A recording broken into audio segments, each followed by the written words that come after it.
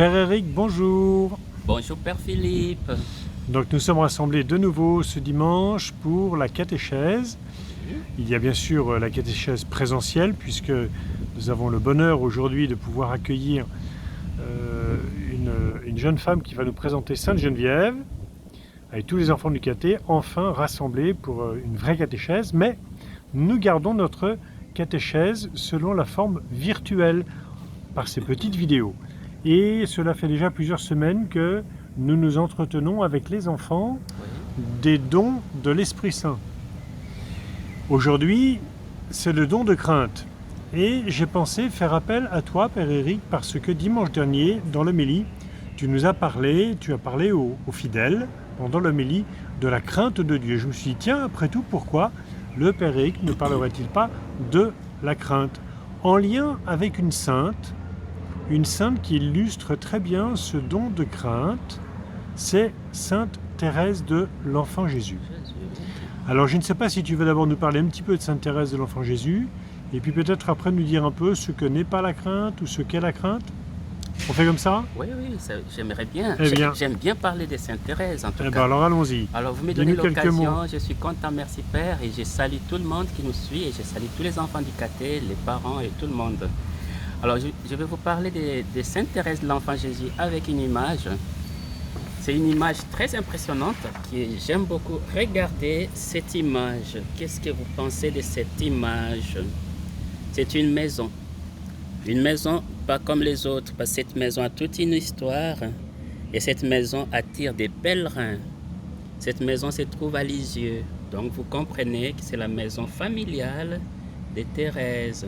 La maison de ses parents, et c'est là qu'elle est née, ses sœurs aussi. Est-ce que c'est pour ça qu'on l'appelle aussi Sainte Thérèse de Lisieux? Oh, exactement, justement, parce que c'est à Lisieux là-bas. Et on l'appelle Sainte Thérèse de Lisieux parce que c'était là la famille. Donc Lisieux, un bel endroit où je suis allé avec les jeunes de l'aumônerie. C'est dans quelle région, Lisieux? Ah, là, je laisse aux enfants de caté de répondre. Vous pouvez répondre à cette question du Père? C'est où? Dans quelle région, Lisieux? En Bretagne? En Bretagne ou en Auvergne? Normandie? Ah, Normandie. Je sais pas, Ah ben. Bon, on ne sait pas. Vous allez nous envoyer un petit courrier. Hein? Est-ce qu'il fait beau à Lisieux? On dirait qu'il y a des nuages. Hein? C'est peut-être plutôt la Normandie. Bon, voilà, c'est plutôt la... Alors, la maison, elle est là. Et vous savez, dans la cour, quelque part, se trouve érigée une statue que je vais vous montrer tout à l'heure. C'est celle-là. Ça va nous ramener à notre sainte. Voilà la statue. Voilà. Les jours où vous arriverez là-bas, n'hésitez pas de regarder cette statue, ce petit monument. Alors c'est marqué sur son socle. Thérèse demande à son père l'autorisation d'entrer au Carmel à 15 ans. Vous voyez Thérèse, vous voyez son père. Vous savez comment il s'appelle son père? Et sa mère? Je vous laisse répondre là où vous êtes. Parfait. Alors, ça m'a attiré beaucoup, Père Philippe. Vous savez pourquoi? Parce que je me suis dit, avec l'idée de la crainte, je me suis dit, cette Sainte Thérèse craignait Dieu. C'était une sainte qui craint Dieu. Et du coup, on va dire, c'est quoi alors la crainte de Dieu ou ce n'est pas?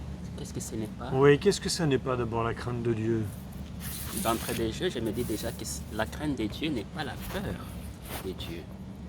Nous n'avons pas à avoir peur de Dieu. Ce n'est pas la peur de Dieu, ce n'est pas non plus une sorte de sentiment d'appréhension ou de, comment on dirait, une quelconque terreur. Non, la crainte de Dieu, c'est tout sauf ça. C'est pas ça du tout.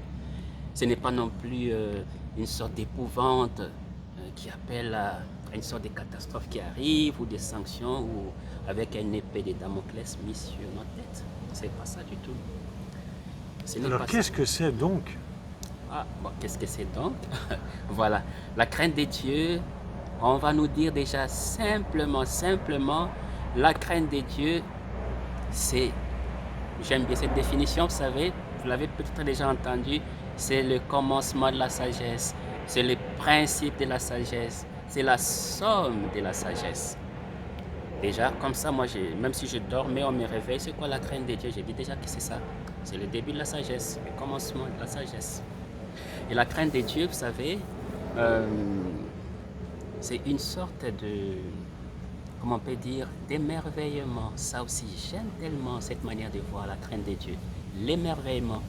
Vous savez, la grandeur de Dieu. Dieu est grand, Dieu est tout-puissant, Dieu, on ne peut même pas dire, on n'est pas capable de saisir Dieu comme ça. Vous savez? Donc c'est justement avec ça, on dit, on s'émerveille. Et souvent l'exemple le plus patent qu'on peut voir pour voir cet émerveillement, c'est que, imaginez-vous en pleine mer. J'ai déjà fait cette expérience, vous êtes en pleine mer et que vous n'avez plus la vue de la terre du tout. Vous n'avez que la mer à perte de vue. Vous vous sentez si petit, si impuissant devant la nature, devant l'élément de la nature qu'est l'eau. Vous vous sentez englouti par l'eau. Et même quand on monte dans les airs, donc quand on est dans un avion de ligne, on voyage et qu'on est loin au-dessus de la terre, de la surface de la terre. Au-dessus des nuages, par exemple. Au-dessus des nuages, par exemple, quand on voit les nuages en bas, on est émerveillé. Père Murat, c'est pas ça vous arrive. Oui, même quand on survole la montagne, même le désert, En le Sahara. Ah, récemment, vous avez fait cette expérience du désert. Je me souviens, Terre Sainte. Ok, voilà. Donc, avec tout ça, on sent que nous sommes infiniment petits par rapport à la nature. Et devant Dieu, nous sommes tellement petits, mais infiniment précieux parce qu'il nous aime tellement d'un amour incommensurable. Et c'est là la crainte. On s'émerveille devant cette merveille. Est-ce qu'on pourrait dire que la crainte, c'est se sentir tout petit, mais aussi tellement aimé de Dieu? Oui, tellement aimé de Dieu, tellement aimé de Dieu.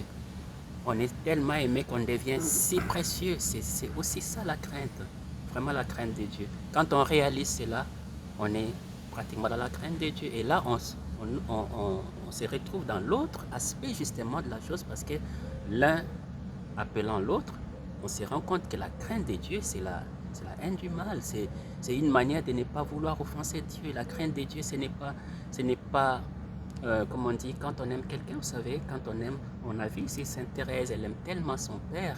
Qu'elle a peur de lui faire de la peine? Qu'elle ne veut pas lui faire de la peine du tout. Même quand elle a un projet et qu'elle a senti en elle l'appel de Dieu, mais elle s'en remet à son père, voyez-vous, de sorte que tous aillent de commun accord. C'est là aussi la crainte de Dieu. Et la crainte de Dieu, cet émerveillement nous pousse même à voir la nature. Vous voyez derrière nous, là, nous avons des arbres qui sont là. On aime la nature. La nature a été créée par Dieu. Il y a les arbres, les plantes, les herbes. Il y a la terre. Il y a l'eau, il y a la montagne. Il y a tout ce qu'on a. Il y a des oiseaux, il y a tout, il y a tout. Et on aime tellement la nature qui a été créée par Dieu. Et on aime aussi, et surtout encore, l'homme. L'être humain, créé à l'image de Dieu. Si on l'aime, donc on aime Dieu. Donc, et la crainte de Dieu, c'est l'amour de Dieu, l'amour du prochain. L'amour de Dieu matérialisé dans l'amour du prochain. Est-ce qu'on pourrait terminer cette petite catéchèse justement en résumant peut-être ce que tu viens de nous dire, Père Éric, Oui. par ce petit chant. Mon Dieu, tu es grand, tu es beau, Dieu puissant, Dieu très haut, tu es le Dieu d'amour. On peut chanter ça ensemble? Un très beau chant qu'on peut chanter d'ailleurs. Et d'ailleurs, avant de les chanter, si vous permettez, mon père, oui. Je donne un petit secret à mes amis du caté. Vous savez comment on définit la vie? C'est l'existence de la conception à la mort.